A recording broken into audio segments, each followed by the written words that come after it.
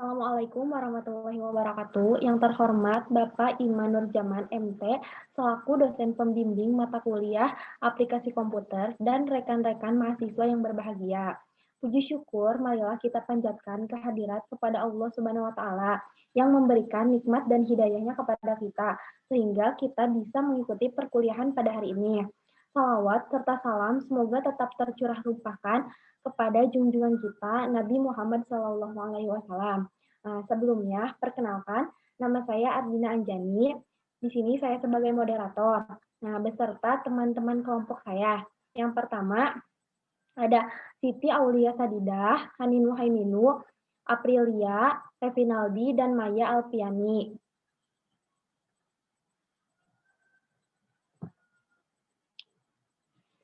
Adapun topik yang akan kita bahas yaitu tentang dampak pandemik pada pendidikan dan antusiasme pendidikan Indonesia.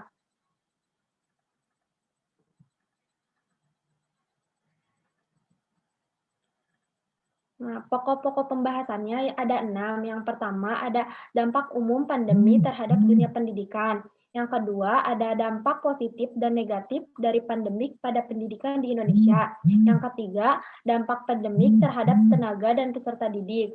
Yang keempat ada kebijakan pemerintah untuk pendidikan Indonesia di tengah pandemi. Yang kelima ada antusiasme pendidikan di Indonesia di masa pandemi. Dan yang terakhir ada cara meningkatkan antusiasme siswa terhadap pembelajaran di masa pandemi. Materi yang pertama akan disampaikan oleh saya sendiri, yaitu tentang dampak umum pandemi COVID-19 terhadap dunia pendidikan. Yang pertama, ada banyaknya sekolah di dunia ditutup untuk menghentikan penyebaran COVID-19. Kegiatan belajar yang semua dilaksanakan di sekolah menjadi di rumah melalui daring seperti aplikasi Zoom, Rumah Belajar, dan Google Classroom. Adapun dampak yang dialami di Indonesia, yaitu pemerintah membuat aturan baru, yaitu ujian nasional resmi ditiadakan, mulai tingkat SD, SMP, maupun di SMA.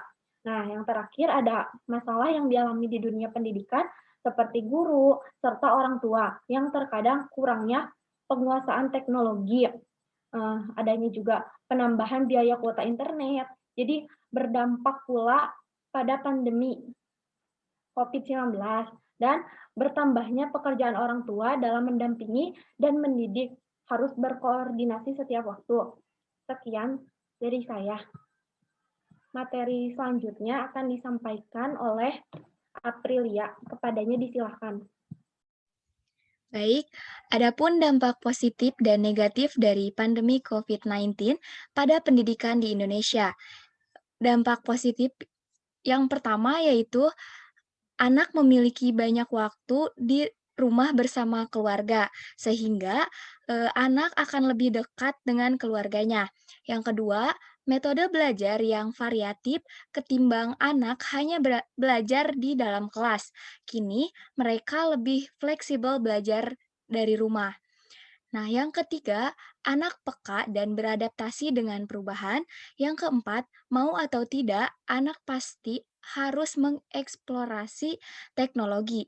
Dan yang terakhir, sebagian anak merasa nyaman belajar dari rumah karena bisa fokus dibanding tatap muka yang biasanya merasa terganggu atau berisik.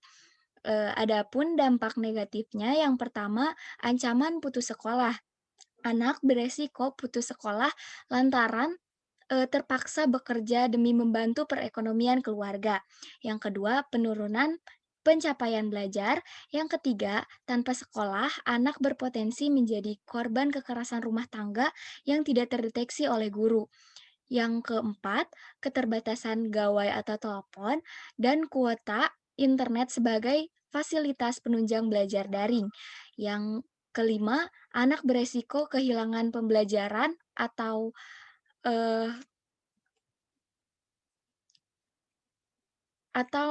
learning loss. Dan yang terakhir, anak kurang bersosialisasi. Sekian materi yang saya sampaikan, kembali ke moderator. Baik, terima kasih April. Materi selanjutnya akan disampaikan oleh Hanin Muhaiminu. Kepadanya disilahkan. Adapun dampak pandemi COVID-19 terhadap tenaga dan peserta didik yaitu pertama, guru harus mencari cara dan merencanakan kembali proses pembelajaran dengan metode daring, serta harus mempertimbangkan keefektifan pada saat proses belajar mengajar agar peserta didik menerima materi dengan baik. Yang kedua, pembelajaran dengan metode daring dinilai sangat kurang efektif bagi tenaga pendidik, terutama untuk peserta didik dengan usia sekolah dasar. Karena pembelajaran yang dilakukan secara daring atau pembelajaran jarak jauh yang dilakukan di rumah tersebut membuat tenaga pendidik menjadi kurang maksimal dalam memberikan materi pembelajaran. Yang ketiga, dampak wabah COVID-19 juga dapat mempengaruhi dan menurunkan mental para peserta didik. Karena pada saat pandemi ini berlangsung, peserta didik diwajibkan untuk tetap di rumah saja tanpa batas waktu yang ditentukan. Yang keempat, komunikasi yang kurang lancar dikarenakan jaringan yang kurang stabil dan spesifikasi media yang digunakan menyebabkan materi menjadi sulit diterima dan dipahami, terutama mata kuliah yang berbasis praktikum. Sekian materi dari saya. Kembali kepada moderator.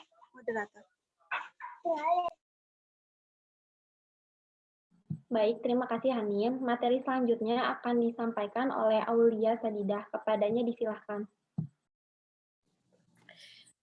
Selanjutnya, kebijakan pemerintah untuk pendidikan Indonesia di tengah pandemi COVID-19.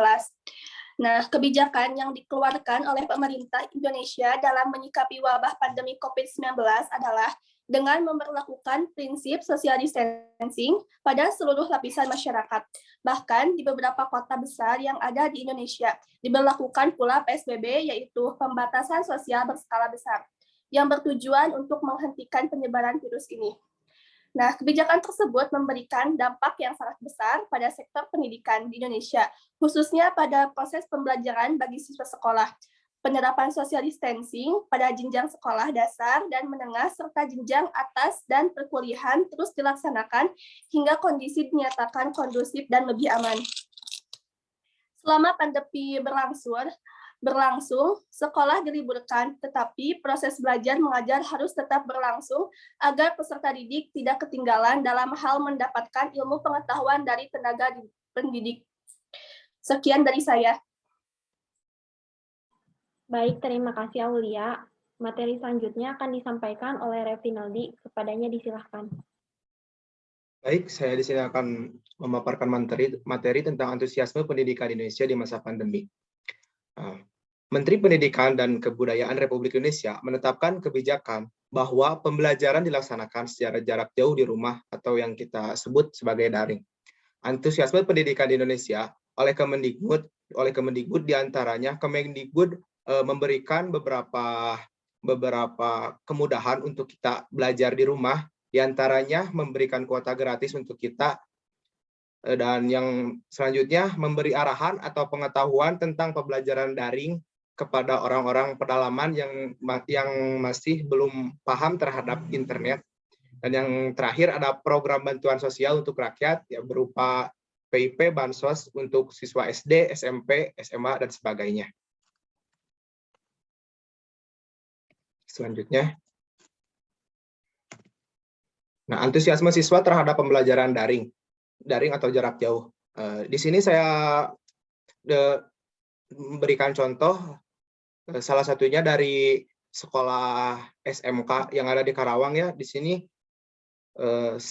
sini ada satu orang memberikan kuesioner kepada 122 peserta untuk mengisi kuesioner tersebut. Bagaimana sih antusiasme mereka terhadap pembelajaran daring seperti ini, dan bisa dilihat oleh kita kuesioner yang diisi. Yang pertama, aplikasi apa saja yang digunakan dalam pembelajaran daring, diantaranya WA, Telegram, FB atau IG, YouTube, video conference, dan lainnya. Dan didapatkan banyak siswa yang antusiasmenya lebih memilih WA untuk belajar daring.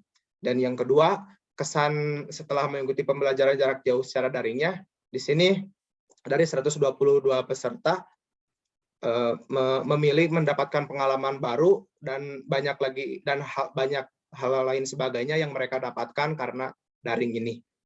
Dan yang terakhir, sebanyak 122 peserta mengalami keluhan yang sama, yaitu karena kurangnya koneksi internet yang lambat, yang mengakibatkan pembelajaran daring tersebut sangat susah untuk dilakukan kalau misalkan jaringan dari anak-anak tersebut masih bermasalah. Mungkin sekian dari saya, dikembalikan lagi kepada moderator. Baik, terima kasih Repinaldi. Materi yang terakhir akan disampaikan oleh Maya. Kepadanya disilahkan. Baik, di sini cara meningkatkan antusiasme siswa terhadap pembelajaran di masa pandemi COVID-19, yaitu bisa dengan cara metode hibur. Dalam pembelajaran bahasa Indonesia, metode hibur ini dikenal bernama metode hibur, yang dapat membantu meningkatkan rasa suka, senang, dan minat yang lebih pada suatu materi. Karena di musim pandemi ini, metode hibur ini sangat sesuai diterapkan untuk KBM yang lebih menyenangkan. Dan yang kedua ada aplikasi kreatif. Siapa dan bagaimana kondisi murid atau siswa yang diajar oleh guru, hal ini sangat penting diketahui sebelum menerapkan metode kreatif yang menyenangkan. Dan yang ketiga ada membuat rencana pembelajaran yang melibatkan siswa. Selama ini seringkali guru membuat rencana pembelajaran dilakukan sesuai dengan kebutuhan kurikulum tanpa melibatkan siswa. Kondisi pandemi saat ini di mana minat pembelajaran siswa cenderung menurun, dibutuhkan hal-hal yang sifat aspiratif dari keinginan siswa. Sebagai contohnya, dilibatkan rencana pembelajaran dengan keinginan kondisi siswa sehingga lebih bisa diterima dan dijalankan dengan kondisi yang menyenangkan. Karena sehebat apapun rencana pembelajaran yang dibuat di musim pandemi, jika siswa tidak tertarik menjalankannya, maka akan sulit bagi guru menjalankan proses KBM yang maksimal. Mungkin cukup sekian dari saya. Kembali ke moderator. Baik, terima kasih. Mungkin sekian presentasi dari kelompok kami. Terima kasih. Wassalamualaikum warahmatullahi wabarakatuh.